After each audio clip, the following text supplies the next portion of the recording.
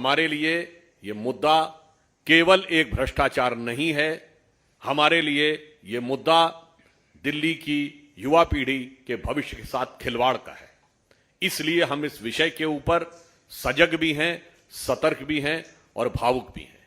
इसे मैं, और वो कितना खतरनाक खेल है, आप सबको वो शायद मशहूर पंक्ति याद होगी जो शराब के लिए कही जाती है कि हजारों घर हैं डूबे बोतलों के बंद पानी में, जो इनमें जाके डूबे वो न उबरे जिंदगानी में।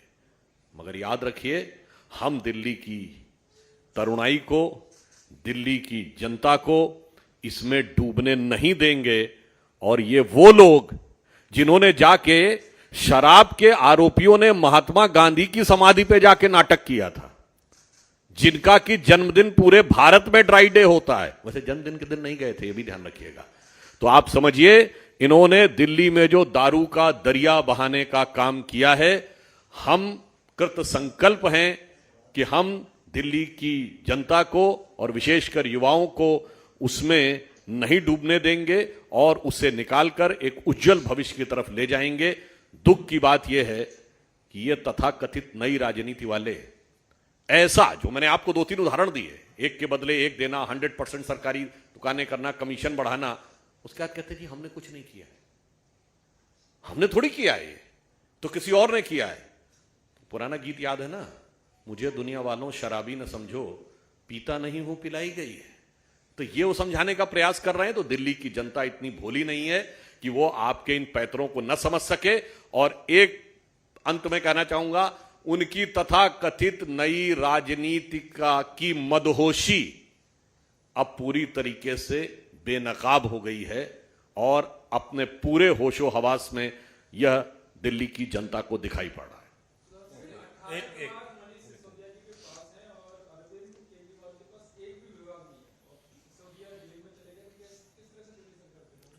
वैसे तो ऐसी भी मीडिया में न्यूज थी, उनके पास इस जितने भी भाग हैं, शायद इससे अधिक संख्या में फोन ऑन भी थे, उससे अधिक संख्या में सिम कार्ड्स भी थे।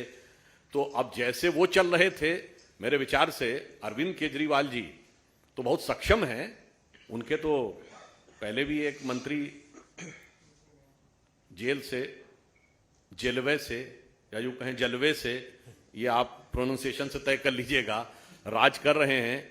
तो वो एक नई राजनीति उन्होंने दिखाई है, तो कुछ ना कुछ नया रास्ता निकालेंगे कि अपराध, आरोप और जेल से रह के भी कैसे भी सरकार चलेगी। तो नई राजनीति के प्रवर्तक है ना। पर ये वो हैं, याद करिए, ज्यादा पुरानी बात नहीं है, 10 साल पुरानी बात। आरोप लगते ही इस्तीफा देना चाहिए, जांच बाद में होनी चाहिए। वो आज पूछताछ के बाद कहते हैं जांच में कहां मिला, जांच के बाद कहते हैं गिरफ्तार कर लो।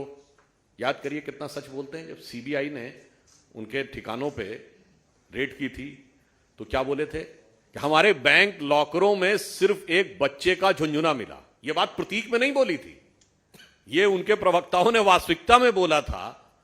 तो ये बताइए, हम एक तर्क संगत ढंग से कह रहे हैं, क्या कोई व्यक्ति अपने लॉकर में बच्चे का झुंझुना रखता है? यानी यह साफ दर्शा रहा है कि इनकी पूरी की पूरी मंशा बिल्कुल गलत थी और इसलिए नैतिकता के इस स्वघोषित अलंबरदार की यह सबसे बड़ी परीक्षा है। राज्यसभा सांसद संजय सिंह ने, उन्होंने इस पर बयान दिया। उन्होंने कहा कि अगर हमें ईडी और सीबीआई दे दी जाए तो मोदी और अडानी जेल में होंगे, इस तरह की बातें। अब इसे क्या कहें कि कहते कहते दिल की आरजू लबों पे आ जाती है। आप समझिए, ये तो वो कह रहे हैं, इसका मतलब आबकारी विभाग आपके हाथ में था तो आपने क्या किया होगा। जो जो डिपार्टमेंट आपके हाथ में थे, पॉलिसी बनाई, आपने क्या किया होगा। मुझे लगता है पहले तो नीति बनाई, फिर विड्रॉ की। अब उनके नेताएं बयान दे रहे हैं, तो अब मनसा वाचा कर्मणा तीनों ढंग से एक्सपोज हो गए।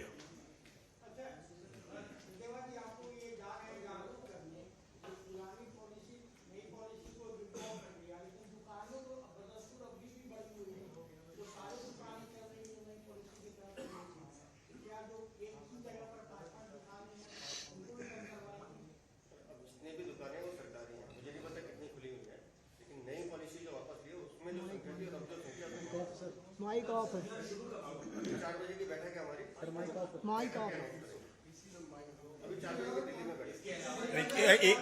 ऐसा एक मिनट सुनिए, एक एक कर सीएम का एरिया है, वहाँ झूम मार्केट चौक में 4-5 दुकानें हैं।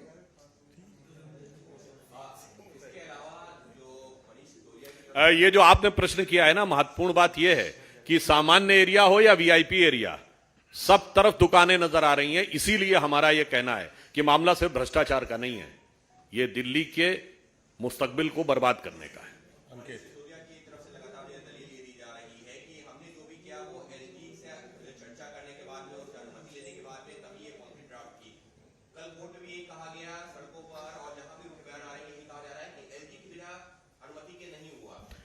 देखिए, मैं ये कहना चाहूंगा आम आदमी पार्टी से कि वो क्या लोगों को इतना मतिमंद समझते हैं कि ये लोग कितनी अनुमति लेकर एलजी से काम करते थे हैं, और कितनी लड़ाई कीमती के साथ काम करते थे। मुझे लगता है ये इस प्रकार की बात करना यह दर्शाता है कि वो ये मान चुके हैं कि वो गलत है, अब किसी न किसी तरह तिनके की ओट में पहाड़ छुपाने की कोशिश कर रहे हैं।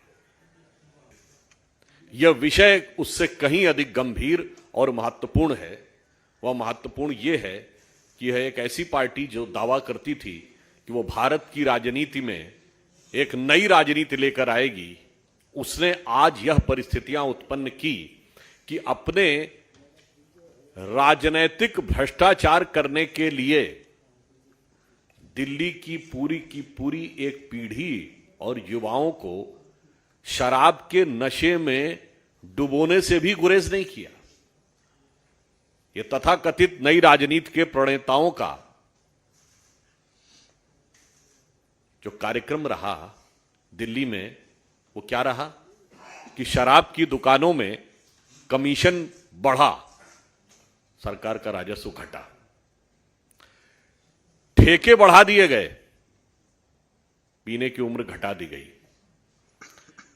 आबादी के क्षेत्रों में, आवासीय क्षेत्रों में दुकानें बढ़ा दी गई, ड्राई डे कम कर दिए गए।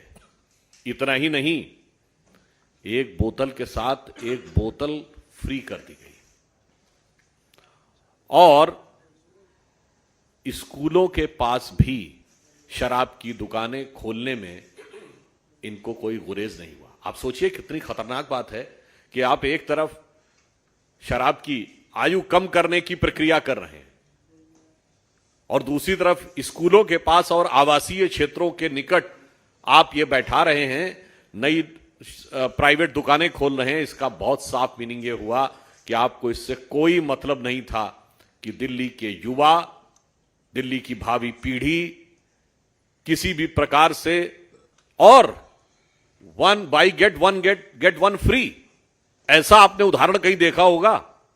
मेरे विचार से किसी सरकार के द्वारा आपको अपनी स्मृति में दो चीजें नहीं होंगी कि कोई सरकार यह दावा करे कि एक बोतल लीजिए, अब वो क्वार्टर था या अध्या था वो तो उन लोगों को पता होगा, एक बोतल दूसरी फ्री मिल जाएगी।